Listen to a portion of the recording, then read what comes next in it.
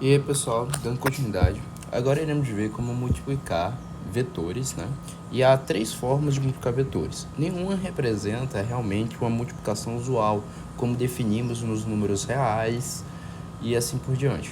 Elas estão mais para uma multiplicação parecida com os números complexos, certo? Por conjuntos complexos e de sua realidade. Bom, o primeiro tipo de multiplicação que iremos ver é quando tratamos de uma grandeza que é escalar por uma vetorial. Bom, é bem simples, né? Quando a gente multiplica um vetor A por um escalar, a gente obtém um vetor cujo módulo é equivalente realmente a uma multiplicação algébrica do vetor pelo módulo do vetor A pelo valor absoluto desse escalar, né? E cuja direção e suas características vetoriais, ou seja, sentido, é a mesma do vetor A. E se o escalar for positivo, ele mantém o sentido, e se o escalar for negativo, inverte o sentido do vetor, certo? Então, vamos representar isso. Vamos lá. Vamos dizer que eu tenho um escalar equivalente a A, certo? E eu multiplique um vetor V. Esse vetor V, vamos atribuir a ele as suas coordenadas, seus componentes, que serão AX e AY, certo? Essas são as suas coordenadas. Então, isso significa que o vetor gerará, então, desse escalar multiplicado por esse vetor V, um vetor resultante R. Esse vetor resultante R, ele terá, R será igual a componente de V multiplicado pelo valor absoluto de A e componente de Y multiplicado pelo valor absoluto de A. Basicamente, este será as coordenadas do vetor soma, do vetor produto do escalar pelo vetorial. Observe agora a seguinte coisa. Se a gente trabalha com a norma do vetor, que é o módulo dele, iremos ver a seguinte coisa, que é igual a raiz quadrada do produto escalar do vetor soma por ele mesmo. Como sabemos, isso aqui será igual a ax quadrado a quadrado mais ay quadrado a quadrado. Observe que raiz quadrada nisso, eu posso colocar a quadrado em evidência. A quadrado em evidência ficará ax quadrado mais ay quadrado. Observe ainda que sairá então módulo de A multiplicado pela raiz quadrada de ax quadrado mais ay quadrado. Onde ax quadrado mais ay quadrado, a raiz quadrada disso sabemos que é equivalente ao módulo do vetor V multiplicado pelo módulo dA, que é o valor absoluto de A.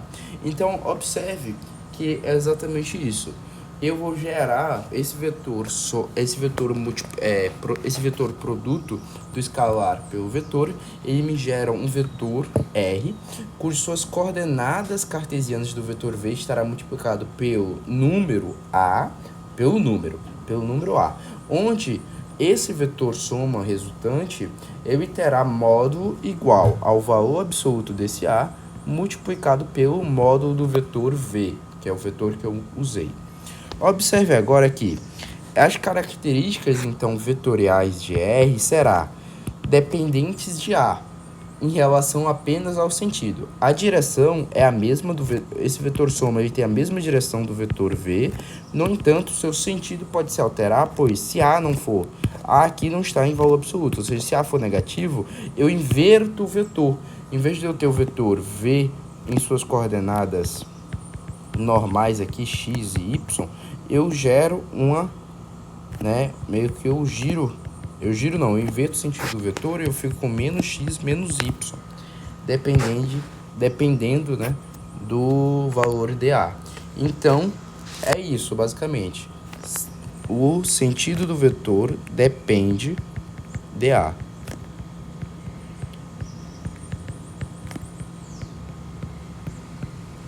Depende se A é maior que zero ou A menor que zero, certo?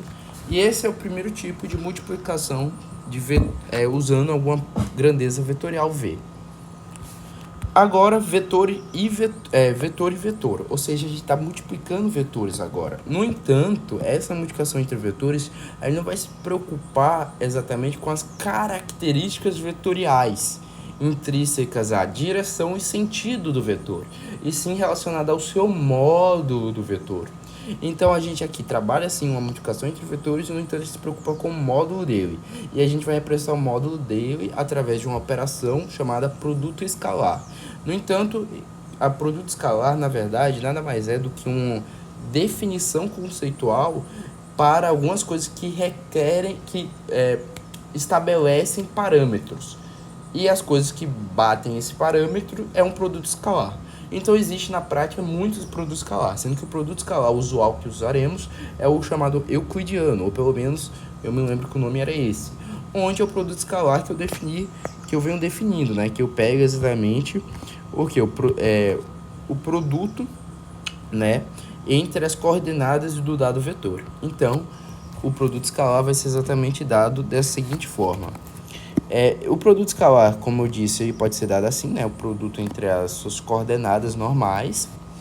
No entanto, uma outra forma de ver isso, de uma forma de ver o produto escalar, né, na verdade, é a seguinte coisa. Produto escalar entre A e B, vetor AB.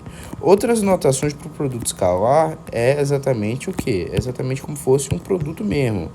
É vetor A ponto vetor B. Sendo que eu não gosto muito dessa notação, porque você pode confundir com...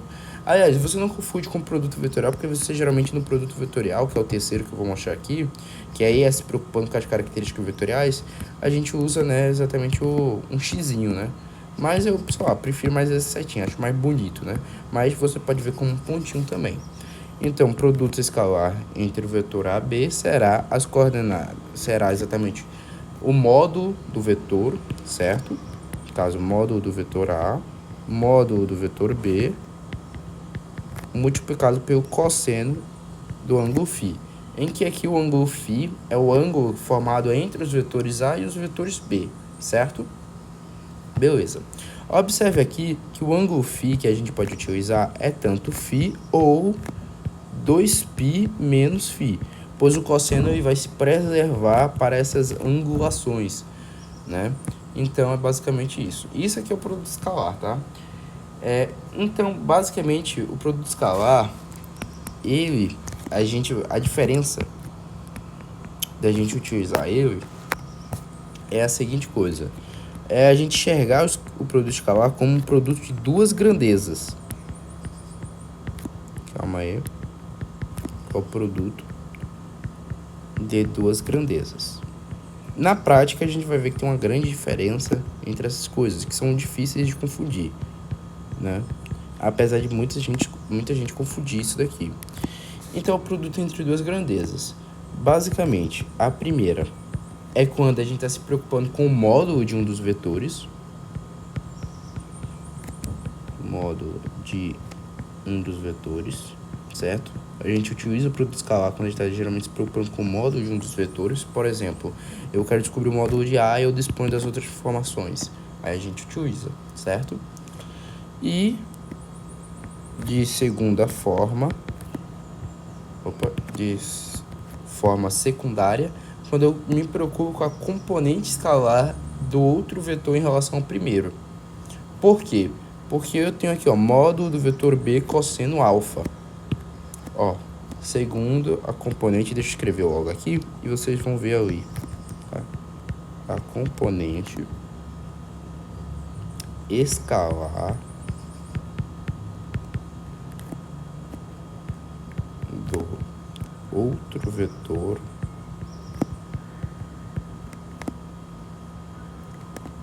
em relação ao primeiro. Observe agora a seguinte coisa. Então, a gente usa essa forma de produto escalar quando a gente está se preocupando com uma dessas duas coisas.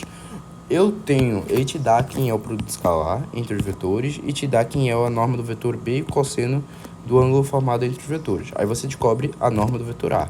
Ou ele te dá a norma do vetor A, produto escalar e cosseno φ, você descobre que é a norma do vetor B. Ou você quer descobrir a componente escalar de um vetor em relação ao primeiro. E é muito simples. Porque, ó, se você tem aqui norma do vetor B cosseno φ, que φ é o ângulo entre eles, observe que isso não se parece com alguma coisa não que a gente já tinha visto aqui, não? Cadê? Deixa eu subir aqui. Ó, isso aqui não parece com alguma coisa que a gente tinha antes, não? Olha só. É exatamente isso. Então, aqui a gente pode, né, organizar para ser os componentes escalares de um vetor em relação ao outro. Ou seja, ó, aqui eu tenho um vetor A, aqui eu tenho um vetor B.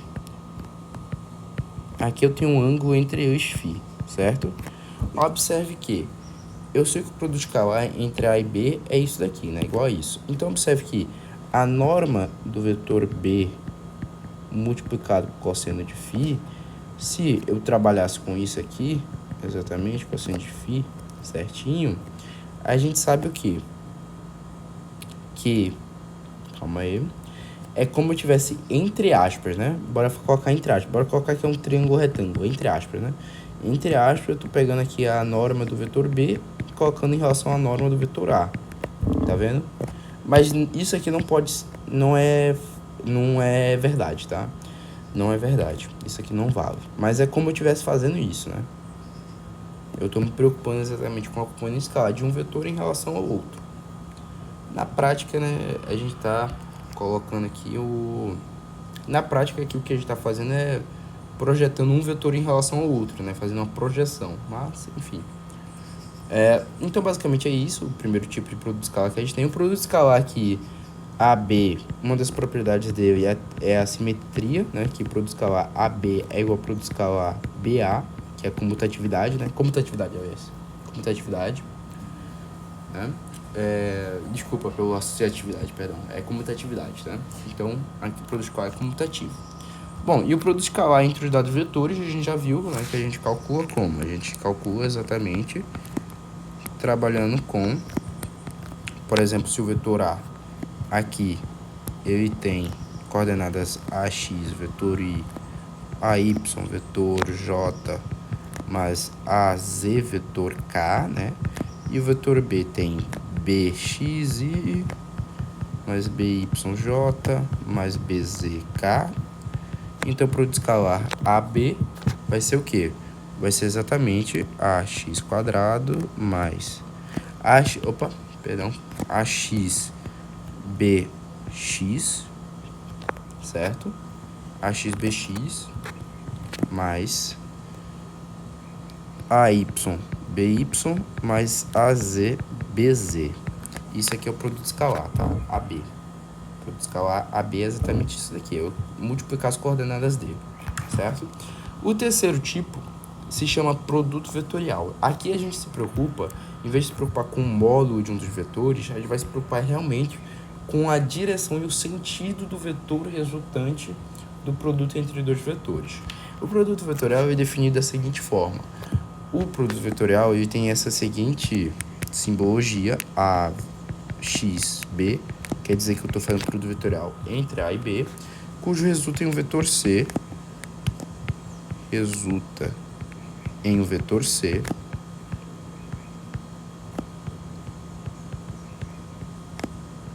de modo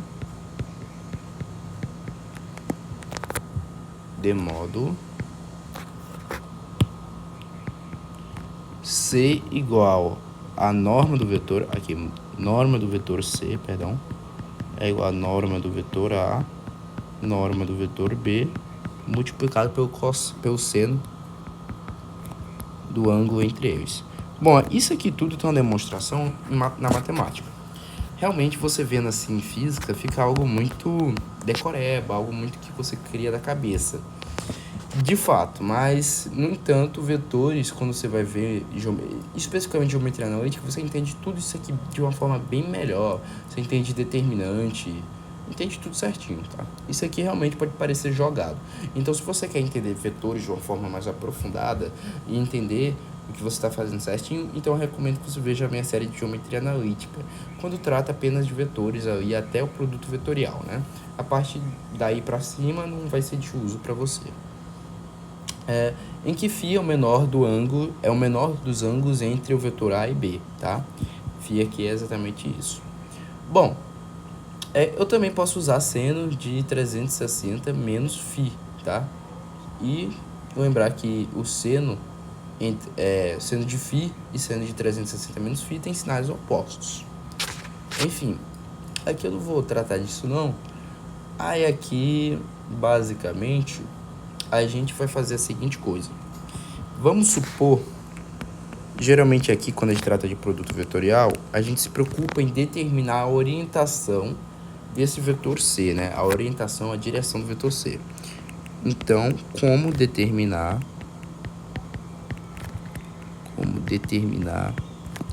a direção do vetor C? E aqui a gente vai mostrar uma regrinha que se chama regra da mão direita para fazer isso. Como determinar a direção do vetor C. Bom, a primeira coisa é que a direção do vetor C é sempre perpendicular. Então, bora escrever aqui, ó. A direção do vetor C. Aqui eu coloquei uma foto para representar isso. É sempre perpendicular ao plano definido. Plano é um conceito axiomático, né, na matemática, como sabemos. Perpendicular ao plano definido pelos vetores A e B. É o plano definido pelo vetor A e pelo vetor B. Então, para a gente fazer isso aqui, a gente vai usar a regra da mão direita. Regra da mão direita. Eu não vou escrever, eu vou explicar e vou mostrar nas fotos, tá? Como é na prática. Na prática, o que a gente vai fazer aqui, ó. Você vai ter um vetor, eu vou pegar, por exemplo, o primeiro caso que eu escreve aqui. Ele te dá um vetor A, te dá um vetor B. Vetor A, vetor B, certo? Então, o vetor A e o vetor B aqui certinho. Vamos supor que eu quero obter quem é o vetor resultante, o produto vetorial entre A e B. Eu obtive que é um produto vetorial entre A e B, que resulta nesse vetor C. E eu sei que esse vetor C é sempre perpendicular ao plano da base. Mas como que eu obtenho quem é a direção do vetor C? O que tu vai fazer? A regra da mão direita te diz a seguinte coisa. Com a sua mão direita sempre, a mão direita, e com o seu polegar estendido, ou seja, sua mão vai estar mais ou menos assim, ó. Vai estar exatamente assim, tá vendo? Como sua mão tá. Polegar para cima, enfim. Você vai colocar em um dos vetores. Nesse caso, você coloca aqui do vetor B, por exemplo. Escolhi o vetor B, que é o que da foto faz. Você escolhe um dos vetores. Escolhi o vetor B aqui. Nesse caso, ele coloca B sendo esse daqui, né? Calma aí. Só para ficar igual da foto. BA, né? No caso aqui é o produto vetorial B por A. Ou A por B, enfim. Depois, e outra coisa que a gente tem que lembrar é que aqui não é o produto vetorial, a ordem dos vetores é importante. Se a gente inverte a ordem dos vetores, vai resultar em outro vetor, tá? Eu vou explicar sobre isso. Bora primeiro manter aqui, né? Ele faz aqui determinar a orientação do vetor resultante do produto vetorial AB. O que ele faz? Ele escolhe o vetor, certo? Nesse caso aqui, ele faz o quê? Ele faz exatamente o produto vetorial BA, né? Aqui ele está fazendo o produto vetorial BA, se não me engano. Ou é AB? Não. Ele está fazendo o produto vetorial AB mesmo. AB, perdão. Então, o que tu vai fazer? A seguinte coisa. Tu vai escolher o vetor A. Eu não quero fazer o produto vetorial de A para B. Então, escolhi o vetor A. Aí tu vai colocar a tua mão naquela direção do vetor A com o polegar para cima. Certo? Sim, aliás, para cima não, mas estendido, né? Descolado da sua mão.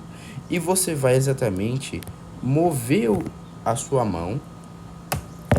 Você vai mover sua mão, mantendo o polegar estendido, na direção do outro vetor.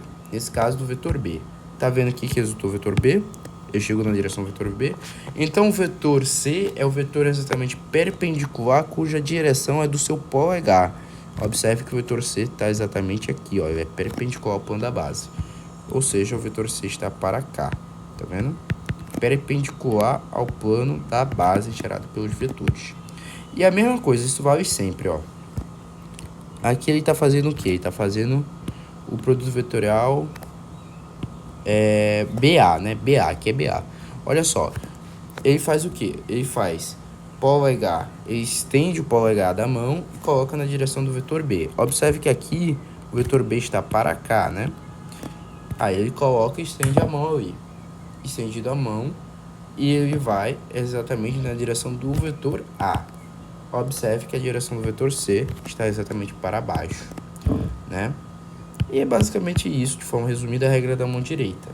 Em uma explicação um pouquinho melhor, se alguém achar, é a própria do livro. Eu expliquei assim de forma informal.